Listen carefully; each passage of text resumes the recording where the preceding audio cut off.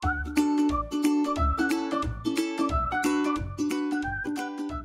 semuanya, selamat hari Minggu. Hari ini berjumpa lagi dengan C. Pauline dan C. Evania. Halo teman-teman. Dan ada Ko Kenneth. Halo teman-teman. Hari ini Ko Kenneth perdana ya tampil? Iya nih, dan Koko sudah gak sabar ini menemani teman-teman semua dalam ibadah sekolah minggu GKA Lyon versi online. Sebelum kita mulai ibadah kita hari ini, kita berdoa dulu ya. Tuhan Yesus, terima kasih untuk setiap kesempatan yang telah Engkau berikan bagi kami untuk bisa beribadah walaupun masih secara online ya Bapak. Persiapkan hati dan pikiran kami hari ini untuk kiranya kami bisa menerima firman-Mu dan boleh tertanam di dalam hati kami. Terima kasih Bapak, dalam nama-Mu kami sudah berdoa dan mengucap syukur. Amin. Nah teman-teman, apa kabar kalian minggu ini? Nggak kerasa loh, kita sudah memasuki bulan September. Ya nggak Ko Kenneth? Ya kan Cevania? Loh, ngapain Cevania? Aku lagi ngitung, Ce. Hitung apa? Ngitung kalau Cici tadi bilang bulan September, berarti kita udah 6 bulan nih kita ibadah secara online. Nah, aku pikir, aku renungin seberapa banyak Tuhan tuh sudah menyertai kita selama ibadah online, selama pandemi ini. Ternyata banyak banget, Ce. Iya benar, kalau kita mau hitung satu-satu ya, dari kayak kita ini masih sehat, kita bisa bernafas, terus kita masih bisa ketemu teman, bisa ibadah, bisa sekolah, walaupun semuanya masih via online, itu semua berkat dari Tuhan. Iya ya C, justru hal sederhana ini yang sering kelewatan untuk disyukuri. Padahal itu berkat Tuhan yang kita nikmati setiap hari. Benar, bersyukur itu bisa menolong kita untuk melihat dan mengingat kalau Tuhan itu begitu mengasihi kita. Kalau kita menghitung berkat Tuhan itu ya, kita bakal sadar dan mungkin kita akan, wow, ternyata berkat Tuhan itu banyak banget buat kita. Jadi buat kita, buat kalian, buat teman-teman yang di rumah yang saat ini sedang mengalami kesusahan, stop, jangan fokus ke kesusahan kalian, tapi fokus untuk menghitung berkat kalian.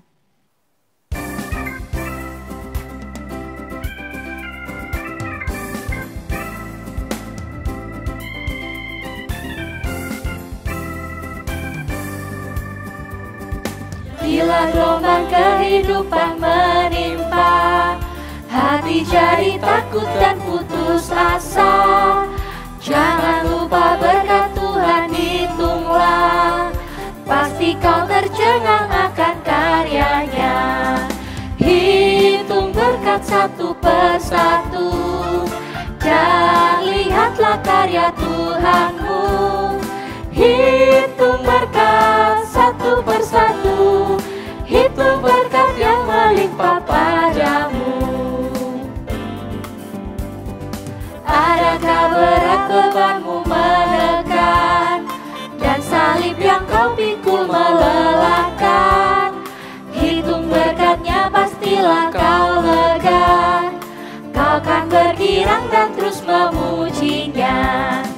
Hitung berkat satu persatu, dan lihatlah karya Tuhanmu. Hitung berkat satu persatu, hitung berkat yang melimpah padamu.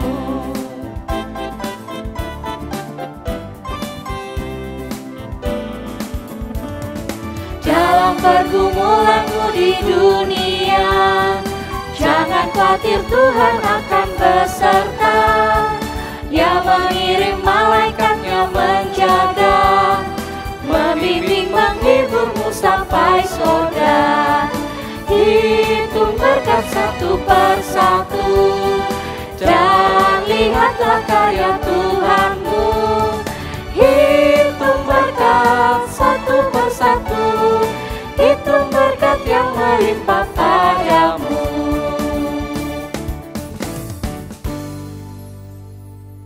Cepau, Ko Kenneth, selama pandemi ini kondisi hidup kalian gimana sih? Yang pasti ya berubah total, kayak dulu ya, Cece tuh selalu tiap hari antar jemput anak ke sekolah. Sekarang harus mendampingi anak sekolah di rumah, plus harus ngajarin materinya itu sendiri ke anak-anak. Terus belum lagi Cece harus bagi waktu dengan pekerjaan, ngurus rumah, belum bantuin suami. Awal-awal tuh ya pasti berat, buat mau adjust itu susah sekali. Apalagi kalau dulu, Cece kalau sudah stres, itu suka langsungnya nge-mall. Nah sekarang kan nggak bisa, kita nggak boleh sering-sering ke mall kan, nggak boleh ke mall malahan. Sekarang kalau stres, ya bisanya cuma pindah-pindah ruangan aja di rumah. Kalau Kok Kenneth? Jujur ya, Ce, aku ini orangnya sebenarnya pendiam. Pelayananku cuma terbatas di belakang layar saja. Tapi sejak pandemi ini, aku mulai pelayanan dan dapat banyak ilmu baru. Salah satunya itu bisa tampil sekarang ini di depan teman-teman semua. Wah, keren ya Kok Kenneth. Keren, wow. Kalau Cevania? Kalau aku sendiri, karena aku dulu sibuk dengan kuliah, jadi aku tuh jarang banget di rumah nih. Nah, semenjak pandemi, karena kita diwajibkan untuk di rumah, aku jadi merasa aku punya banyak waktu buat keluargaku, buat bareng-bareng sama Koko, bareng-bareng sama papa mama, sama Titi. Kita jadi lebih punya quality time yang lebih banyak. Ternyata selama pandemi ini kita bisa belajar banyak hal ya. Belajar beradaptasi tentang perubahan hidup dan situasi sulit saat ini. Betul, kita tuh harus beriman bahwa tidak ada hal yang di luar rencana dan kendali Tuhan.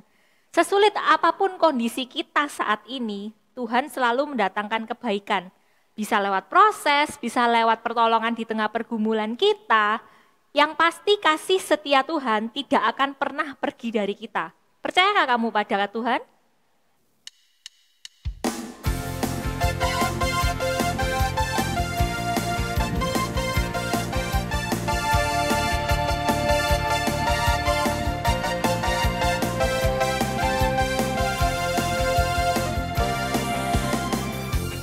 Tuhanlah kekuatan dan mazmurku, Dia gunung batu dan keselamatanku. Hanya padamu hatiku percaya, Kaulah menara dan kota perlindungan. Ku mau selalu bersyukur sebab cintamu padaku takkan pernah berubah.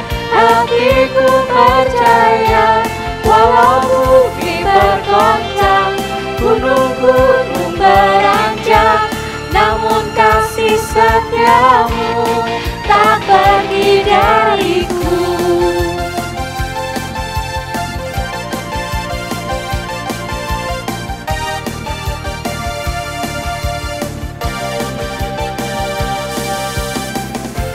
Tuhanlah kekuatan dan mazmurku,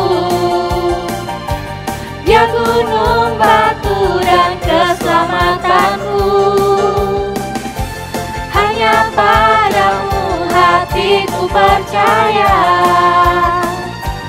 Kaulah menara dan kota perlindungan. Ku mau selalu bersyukur sebab cintamu padaku takkan pernah berubah. Hatiku percaya walau bumi bergoncang, gunung-gunung beranjak, namun kasih setiamu tak pergi dariku.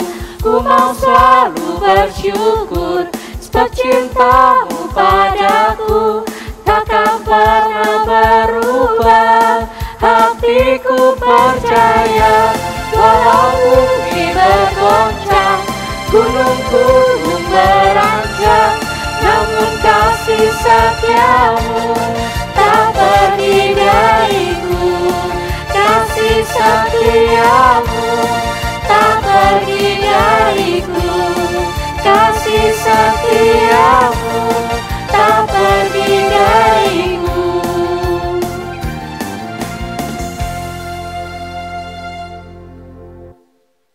Shalom teman-teman, apa kabar? Baik-baik semua? Tetap semangat? Sekarang kita akan belajar firman Tuhan. Ayo kita siapkan hati, kita berdoa. Terima kasih Tuhan untuk hari yang baru. Terima kasih untuk kesempatan yang baru. Kami mau belajar firman-Mu, berkati kami dengan firman-Mu, agar kami tahu bagaimana kami bisa punya daya juang dan semangat yang terus menyala di dalam Tuhan. Kami siap untuk dengar firman Tuhan. Kami berdoa untuk teman-teman di rumah, siapkan hati mereka semua. Dalam nama Tuhan Yesus kami berdoa. Amin. Teman-teman, semua orang nggak mau susah. Semua orang pasti menghindari yang namanya susah. Nggak ada yang mau cari susah ya. Kamu mau nggak cari susah? Nggak mau. Kalau kamu sekarang sekolah online kan, lagi banyak PR, terus kamu selesai tuh PR-mu, paling cepat di antara teman-temanmu. Terus karena kamu selesai duluan, gurumu atau temanmu bilang, kamu udah selesai ya? Tak tambahin ya ini PR-nya, tugas tambahan ekstra ya, tanpa nilai. Ayo, kamu mau nggak? Nggak mau. Kamu pasti nolak. Kita semua nolak susah, tapi lain cerita nih. Kalau yang ditawarin sama kamu itu angpau, wah, kamu dapat angpau, terus orang tuamu bilang, wah, kayaknya angpaumu kurang banyak ya. Ini papa tambahin, mama tambahin angpaunya, mau nggak? Mau ya. Kalau yang enak kita semua nyari, kalau yang susah kita berusaha menghindari. Nah, itu memang natur kita, hidup kita manusia. Tapi teman-teman, ada satu pengecualian yang membuat kita susah sekalipun kita nggak hindari. Susah sekalipun kita mau hadapi. Nah, apa itu? Contohnya begini nih.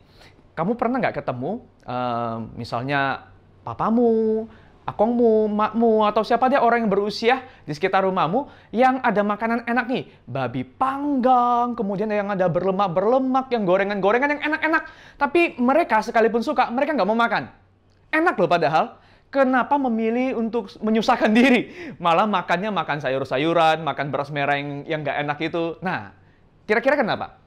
Itu karena kesehatan, masalah kesehatan ya. Mungkin karena ya kondisi mereka sedang kurang sehat atau kolesterolnya tinggi, jadi dilarang makan itu ya. Atau kamu pernah ketemu, atau jangan kamu sendiri ya, yang sedang jaga porsi makan karena diet ya. Kita pengen ngurusin badan, atau kita pengen gemukin badan. Kalau gemukin badan malah perbanyak makan ya.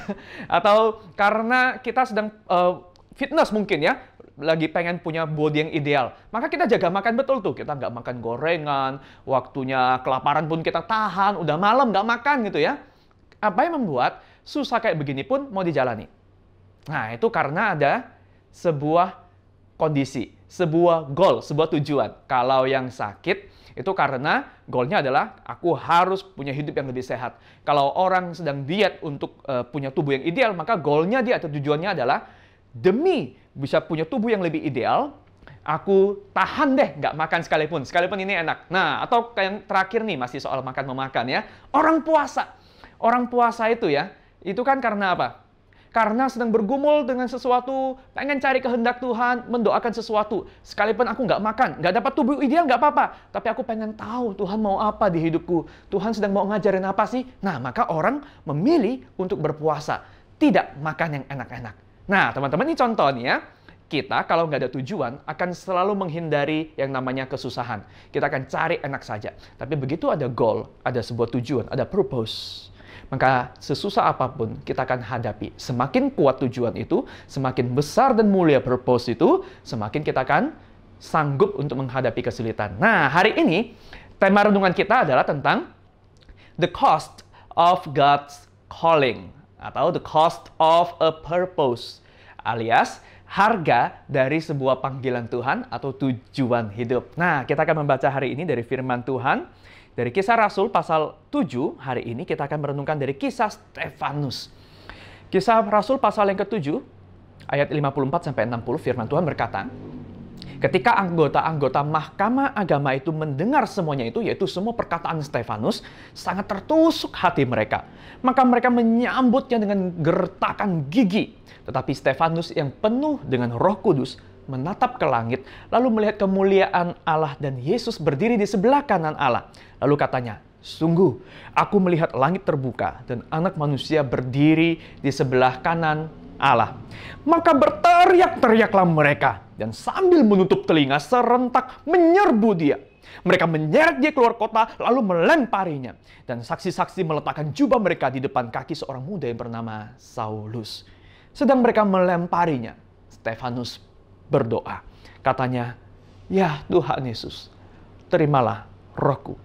Sambil berlutut ia berseru dengan suara nyaring, Tuhan, janganlah tanggungkan dosa ini kepada mereka. Dan dengan perkataan itu, meninggallah ia. Nah, teman-teman, yang bagian yang kita baca tadi, itu adalah tentang apa yang dialami oleh Stefanus. Ya, wow, dia dirajam dan dia mengalami kematian. Nah, Apa sih yang Stefanus lakukan sampai dia mengalami hal seperti ini? Nah teman-teman, kita lihat dulu, kita kenalin dulu Stefanus ini adalah satu dari 7 diaken. Diaken itu siapa? Diaken adalah orang yang dipilih untuk melayani orang-orang yang kesulitan secara ekonomi. Para janda, waktu itu gereja memberikan bantuan sosial.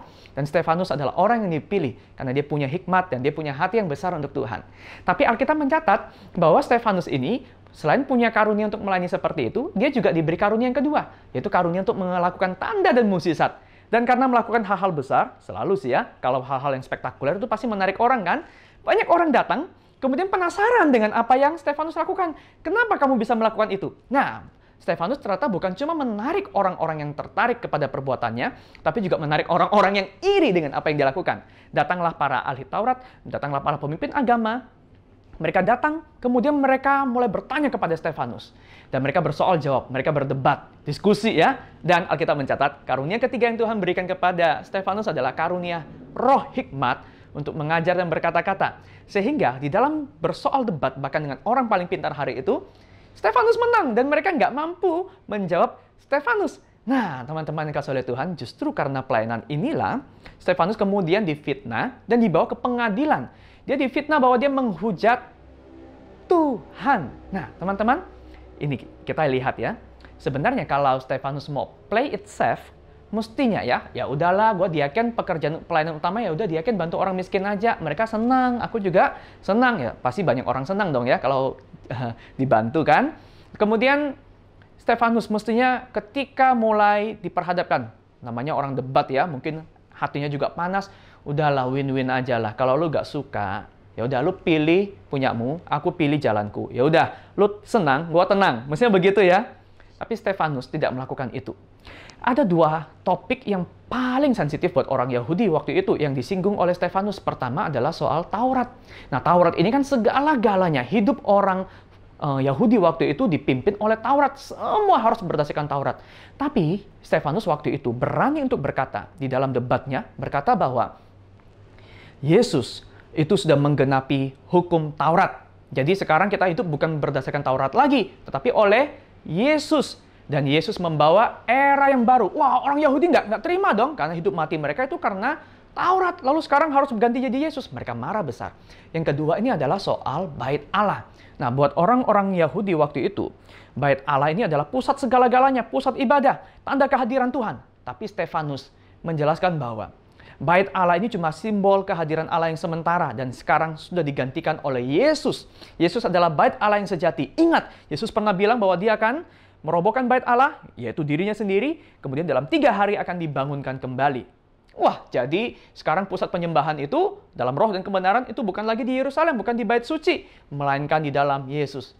Orang Farisi, orang Yahudi, para pemuka agama itu marah besar. Karena itulah kita membaca ya, Stefanus berakhir membuat mereka marah oleh karena apa yang Stefanus sampaikan kebenaran firman Tuhan ini. Dan Stefanus akhirnya dirajam dengan batu sampai mati. Pertanyaannya, kenapa sih Stefanus kok repot-repot kayak begini? Musuhnya win-win aja kali. Sudahlah, nggak usah singgung-singgungan. Udahlah, mereka nggak mau denger ini, nggak usah ngomong. Diem aja. Toleransi lah. Jangan kaku-kaku. Yang penting kan kamu tetap bisa melayani. Stefanus jadi berkat kan buat orang-orang yang butuh. Tetap bisa mengajarkan, banyak orang percaya Yesus. Tapi begini teman-teman. Ini bukan masalah soal susah nggak susah. Tapi mengenai panggilan. Stefanus tahu. Aku hadir di sini melayani untuk membawa nama Yesus. Aku bukan datang untuk mengerjakan program dari gereja. Aku sedang membawa nama Yesus.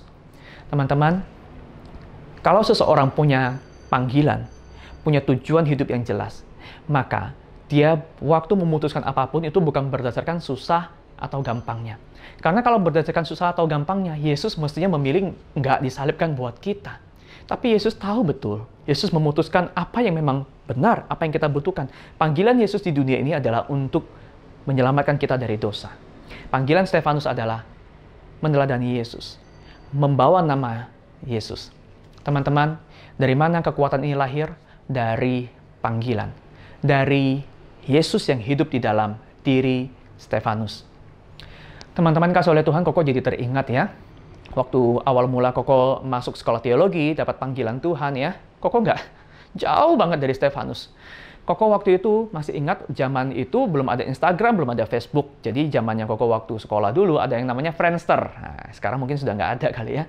Nah, Friendster ini kita punya yang namanya testimonial. Jadi ada teman-teman yang ngasih drop komen ya, komentar tentang profilnya kita. Nah, waktu itu, waktu kita mau mulai kuliah, kan sama teman-teman SMA udah mencar tuh. Ada yang kuliah kedokteran, keren-keren deh. Ada yang kuliah ekonomi, ada yang kuliah jadi desainer, ada yang kuliah arsitektur. Oh, macam-macam, keren-keren. Dan ada satu teman yang tahu Koko kuliah teologi, dia drop testimonial. Wah, selamat ya buat calon Pak Pendeta. Hansun mau jadi pendeta loh. Teman-teman, begitu baca testimonial itu, Koko langsung delete. Koko delete.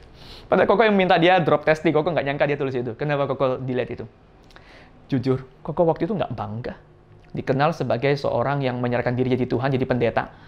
Karena nggak keren. Koko waktu itu masih berpikir, aku hidup itu mau keren, aku mau diakui orang. Aku kalau dikenal sebagai orang yang kaya, orang yang pintar, orang yang cetak prestasi, itu membanggakan. Jadi pendeta, aduh nggak keren, nggak populer, nggak ada duitnya, aduh. Koko malu. Dan masih di tahun yang sama, waktu Koko di sekolah teologi, teman-teman, Koko bertemu dengan ada satu AI waktu Koko sedang membeli sesuatu. AI itu tanya, "Nyo, dari luar pulau ya? Kok dari logatnya kayak bukan orang Jawa Timur?" "Ya, AI, aku kuliah di sini dari Pontianak." Kemudian AI-nya itu tanya, "Oh, kuliah apa?" Waktu ditanya kuliah apa, mateng. Dia tanya kuliah apa? Koko berusaha nyelimurin topik, gantiin topik yang lain-lain. Tanya AI kerja udah berapa lama, anaknya di mana. Tapi AI ini pikirannya tajam ya. Habis ngomong itu semua, dia bisa balik lagi. "Nyo, belum jawab tadi. AI tanya, kuliah di mana? Kuliah apa?" Dan Koko bohwat ya, akhirnya jawab. Tapi Koko jawabnya begini, "Teologi AI, teologi." Jadi ngomongnya cepat dan nggak jelas ya. "Teologi AI." AI-nya mungkin nggak ngerti juga teologi itu apa. "Hah? Apa? Teknologi? Teknologi?" Koko jawab apa? "Iya betul, AI teknologi." Habis itu cepat-cepat ganti topik lagi, biar nggak tambah dosa. Teman-teman, sekalipun Koko ke sekolah teologi waktu itu, dan Koko terima panggilan Tuhan, tetapi dalam hati Koko belum ada tujuan yang betul-betul untuk Tuhan. Belum ada panggilan yang sungguh-sungguh untuk Tuhan. Koko masih berpikir, aku ini kuliah ya, pokoknya mau jadi besar deh. Aku mau jadi orang berhasil. Aku mau banggain mama dan papa. Aku mau jadi manusia, ya, jadi orang yang hebat. Tidak ada yang salah sebenarnya dengan tujuan itu. Tetapi tujuan itu adalah tujuan yang egois, yang lemah, yang pasti akan melulu membuat kita menghindari yang namanya kesusahan. Kita hanya akan mencari nama untuk diri sendiri. Kita nggak akan berani menghadapi kesulitan. Tetapi kalau kita tahu, kita sadar seperti Stefanus, bahwa Yesus itu sudah memberikan keselamatan secara cuma-cuma kepada kita. Bukan karena keselamatan itu murah, melainkan karena keselamatan itu amat mahal, nggak mampu kita bayar. Maka Yesus yang menanggung itu dan memberikannya dengan cuma-cuma kepada kita. Tetapi harga mengikut Yesus, teman-teman, itu mahal. Harga mengikut Yesus itu mahal. Karena waktu kita sudah hidup untuk Yesus, Yesus sudah memurnikan hidup kita, memberikan kepada kita hidup yang baru. Kita tujuan hidupnya cuma satu, memuliakan nama Tuhan. Apapun yang memuliakan nama Tuhan, kita kerjakan. Mau susah, mau gampang, mau dengan tawa, mau dengan tangis, melayani Tuhan, itu yang paling indah. Tapi teman-teman, harganya mahal. Hanya orang yang betul-betul menerima kasih Yesuslah yang mau berkorban buat Yesus.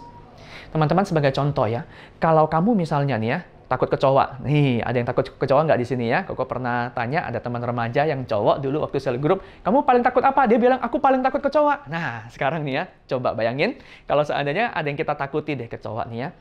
Kalau kita masuk toilet ada kecoanya, mau nggak? Wah, kita pasti nggak mau. Lebih mendingan tahan tuh ya kebeletnya ya, atau cari toilet lain ya, daripada masuk ke toilet ada kecoanya. Tapi bayangkan satu kali, orang yang kamu kasihi, mama atau meme misalnya ya, ke toilet, dan mereka juga takut kecoa. Dan waktu masuk ke toilet, mereka teriak, "Wah, wah, ada kecoa!" Terus dia teriakin namamu, panggil namamu, "Hansun!" Panggil namamu, tolong mama, tolong meme, ada kecoa." Mama atau memangmu lebih takut kecoa daripada kamu. Kamu tolong nggak? Waktu namamu dipanggil, kamu datang nggak? Atau kamu bilang, no, aku juga takut kecoa. Aduh, aku lari duluan. Atau aku telepon 911 ya. No. Kamu sayang mamamu, kalau kamu sayang mememu, dan kamu punya satu tujuan, kamu mau menolong mereka. Maka hal yang paling kamu takutkan itu kecoa pun. Kamu akan kumpulkan keberanian di tengah ketakutan untuk menghadapi ruangan berkecoa, menyelamatkan mama dan meme. Betul nggak? Betul nggak? Teman-teman, inilah the power of purpose, the power of God's calling. Begitu ada satu tujuan ini, kita bukan berpikir untuk hidup enak, hidup mudah, tapi kita ingin hidup yang berguna, ingin hidup yang bermakna, membawa nama Tuhan. Sekali lagi teman-teman, keselamatan dari Tuhan itu cuma-cuma, tapi mengikut Yesus itu harganya mahal, ada resiko yang harus kita hadapi. Tetapi tidak mengapa, sebab seperti Stefanus, beroleh kekuatan dari Roh Kudus, dan melakukan apa yang Yesus lakukan, kita pun bisa melakukan itu. Hari ini kita bukan dipanggil untuk sampai berdebat, lalu kita dibenci orang. Tapi kita cuma dipanggil satu hal saja. Jangan malu untuk menyatakan nama Yesus. Apapun resikonya. Kita sering malu. Ada yang seperti Koko? Yang tadi malu mengakui nama Yesus. Kita sering malu karena kita masih berpikir untuk diri sendiri. Kita nggak mau dipermalukan. Kita nggak mau orang marah sama kita. Kita nggak mau susah. Tapi susah itu adalah milik orang yang punya tujuan. Seorang juara itu adalah orang yang paling tekun belajar, kurang tidur mungkin. Orang yang juara nggak akan cari gampang. Kalau orang yang cari gampang, leha-leha, dia nggak mungkin jadi juara. Teman-teman, hari ini kita dipanggil untuk memuliakan nama Tuhan. Dan ini ada harga yang dibayar. Maukah kamu? Teman-teman, Koko akan tutup firman Tuhan hari ini dengan sebuah kisah dari seorang yang bernama Nommensen. Nommensen adalah orang barat ya, dari Denmark, kemudian dia kuliah teologi di Jerman. Setelah selesai kuliah, dia mengabdikan diri ke tanah Batak. Nah, sebelum ke Batak, ini tahun 1800-an ya, jadi agak purba ya. Nah, Pak Nommensen ini, dia belajar bahasa Batak di Jerman. Dia kuasai bahasa Batak, kemudian setelah tiba di tanah Batak, waktu itu kan masih banyak orang belum berpendidikan tentu saja ya, dan masih ada raja lokal, dia izin sama seorang raja lokal, dia tiba di lembah yang namanya Lembah Silindung. Nah, di sana sudah terkenal ada satu raja lokal, itu yang terkenal suka membunuh para misionari, pendeta, dan orang-orang dari luar. Sudah ada 80 orang korbannya. Tapi Pak Nommensen nggak gentar. Dia datang dan minta izin. Awalnya lancar, tapi ternyata pernah ada konflik. Kemudian Pak Nommensen itu ditangkap dan dia sudah siap dikorbankan untuk jadi persembahan buat dewa lokal waktu itu. Ribuan orang udah berkumpul, pesta besar diadakan. Tapi Pak Nommensen waktu itu berdoa, Tuhan tolong. Dan ajaibnya waktu itu Tuhan tolong lewat cuaca tiba-tiba gelap, puting beliung, hujan. Sehingga pestanya buyar. Dan selesai pesta buyar, Pak Nommensen lepas ya. Tapi dia nggak berpikir, wah aku selamat, aku kapok, aku mau pulang. Nggak. Dia nggak berpikir untuk menghindari penderitaan. Apa yang dia lakukan? Dia malah ambil kesempatan ini untuk pendekatan, dan singkat cerita, ini waktunya nggak pendek ya, ini panjang banget. Dalam setahun, dia akhirnya bisa membawa ada 5 keluarga, 5 pasang untuk mulai percaya pada Yesus. Orang lokal, orang Batak. Dan bersama orang Batak ini, Pak Nommensen itu mulai mendirikan pelayanan. Mulai dari sekolah-sekolah yang sederhana untuk mendidik orang-orang di sana. Pak Nommensen ini sampai membawa pasangannya, itu dari Jerman, untuk ikut ke Batak. Dan kamu tahu dong ya, di luar negeri yang enak tiba-tiba ke pedalaman begitu, itu jauh banget. Dan yang lebih susah lagi adalah hidup di tengah situasi seperti itu, fasilitas nggak memadai. Singkat cerita, ketika menikah dan punya anak, dua kali Pak Nommensen dan istrinya itu anaknya meninggal.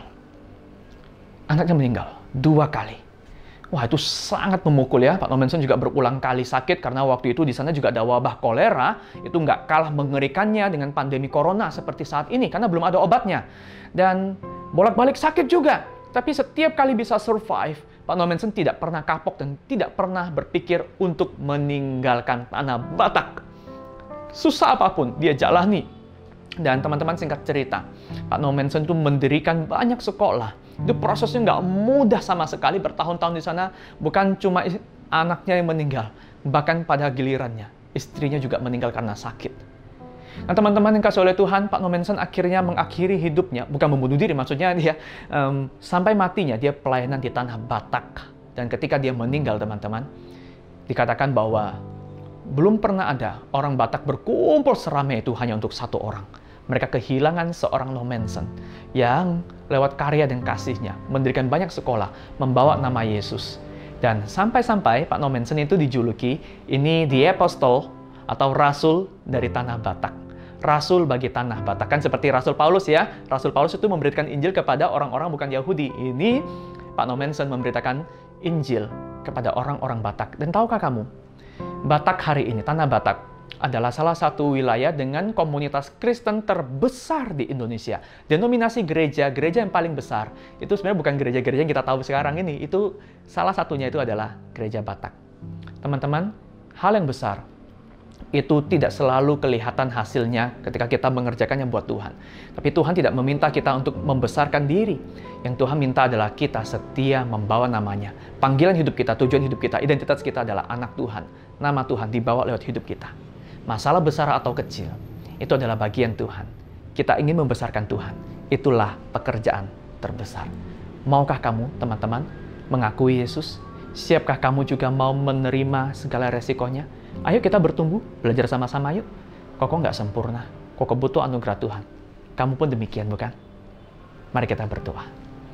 Tuhan, tolonglah kami yang lemah ini. Berikan kepada kami hati yang menerima Yesus, yang merasakan anugerah Yesus.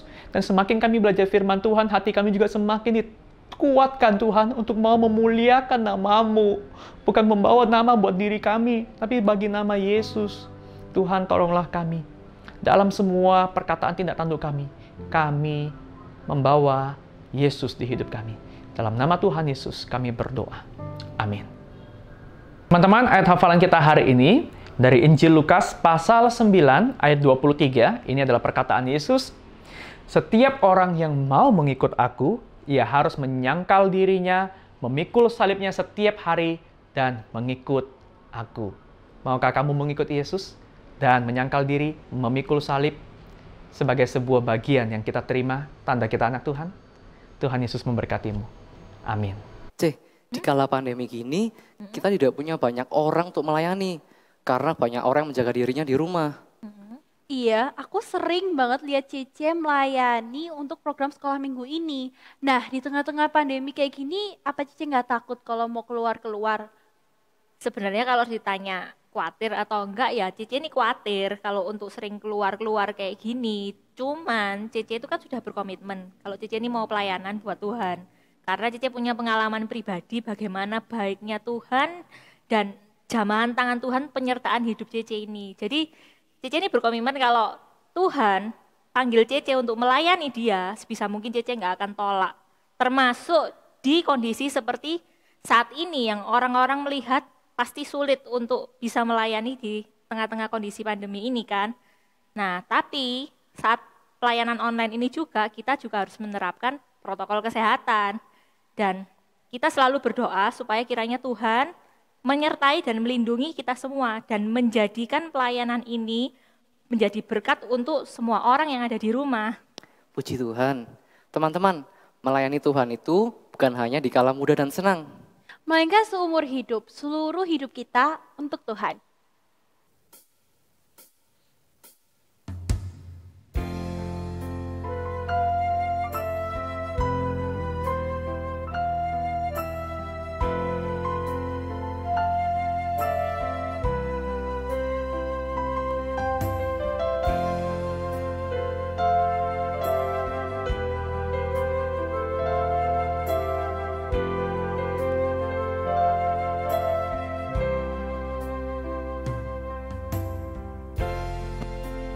Kekuatan di jiwaku,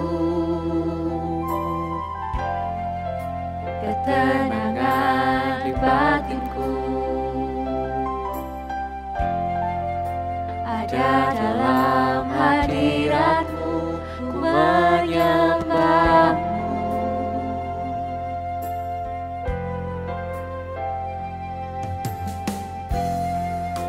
Bersungkurku di kaki-Mu,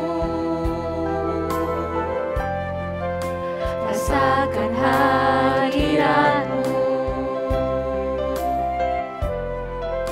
takkan ku melepaskan-Mu, Kau cahaya bagiku, mengiringku seumur hidupku, masuk dalam rencana-Mu Bapa, pikiranku, kehendakku, ku serahkan padamu,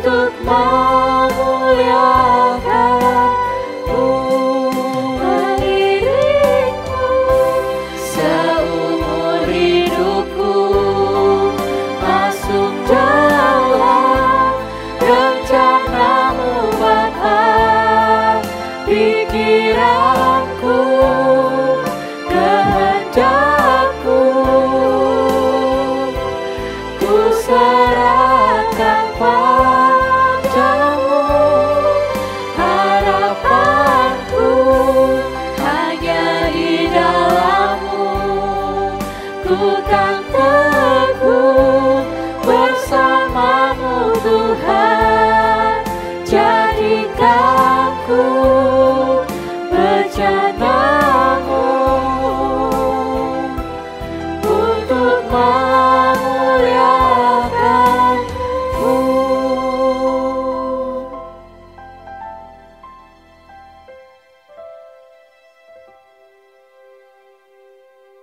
Sampai di sini ibadah online kita teman-teman.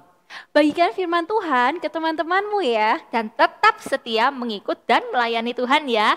Bye.